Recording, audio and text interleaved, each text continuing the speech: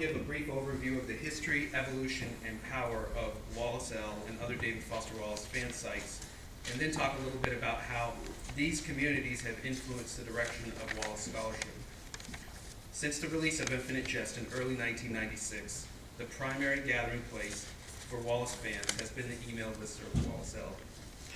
Wallace L is hosted on a server and a website called waste.org, a reference to the slogan posted on Trista Rose mailboxes in Thomas Pynchon's The Crying of Lot 49. Appropriately then, waste.org first hosted and created Pynchon L. Email discussion lists have existed since at least 1986 when the first listserv application launched, and Usenet groups gained popularity throughout the 1980s, but it was the 1992 launch of the mailing list manager application Major Domo that made creating and managing an email discussion list easy and commonplace. Pynchon L was one of the first email discussion lists to use the Major Domo software, and the current online archives of Pynchon L date back to the time of that switch, January 31st, 1992. However, the discussion of Pynchon in particular dates back into the early 1980s in various bulletin boards and Usenet groups, particularly rec.arts.books.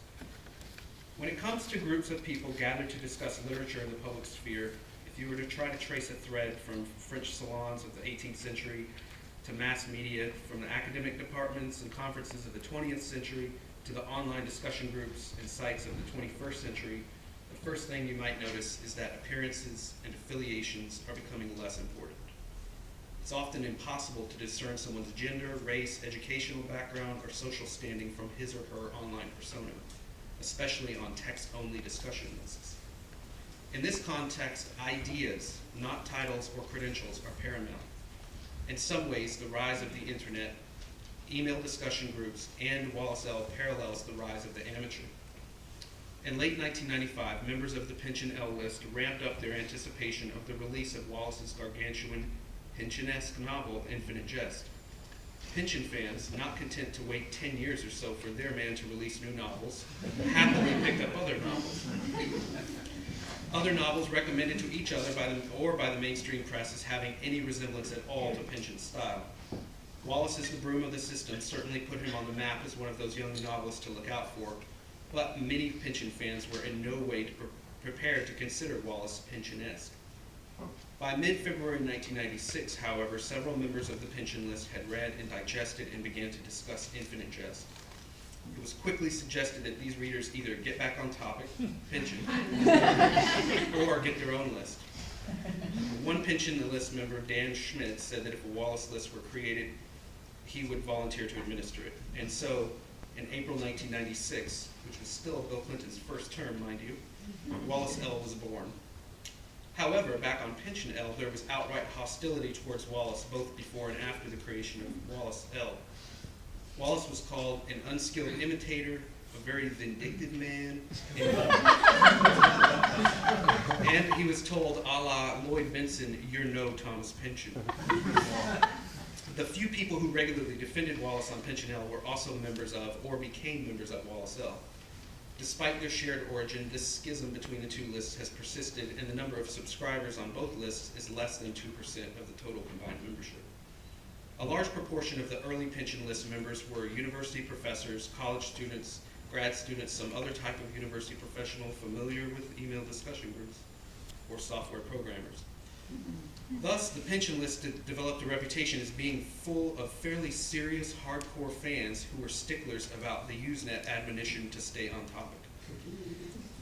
Discussions of David Foster Wallace and Infinite Jest, for example, were tolerated to some degree in quantity, but were still considered off-topic if they crossed some invisible threshold of annoying more people than they gratified. Jules Siegel, who wrote a book about Pynchon L, argued that the single most unifying theme of the Pynchon list is disagreement. And no subject is more vigorously debated than what exactly constitutes an on-topic or off-topic post. It should be noted that pre-Google, the Pynchon and Wallace lists were somewhat difficult to find. They had to be sought out.